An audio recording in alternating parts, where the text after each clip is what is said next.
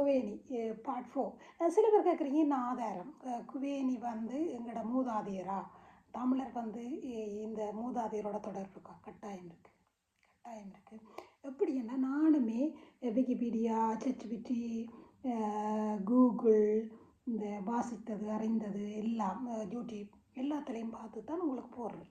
அப்போ சில இடங்களில் சில தளங்களோட சண்டை அங்கே சொல்லினோம் இது நாங்கள் குவேனின்ற பரம்பரை இல்லையண்டு. ஆனால் நாங்கள் குவேனின்ற பரம்பரை தான்.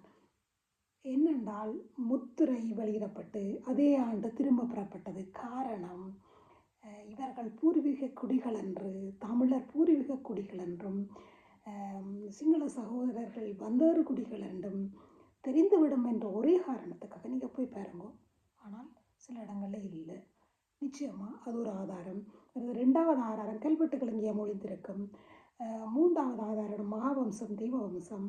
நான்காவது ஆதாரம் டிஎன்ஏ இந்திய தமிழர்களோட இதை டிஎன்ஏயும் ஒத்து போதுன்னு சில வரலாற்று ஆய்வாளர்கள் சொல்லிக்கணும். ஆர்கியாலஜிஸ்ட் ஆய்வு செய்யுங்க. கட்டாயமாக தமிழர் குவேனின்ற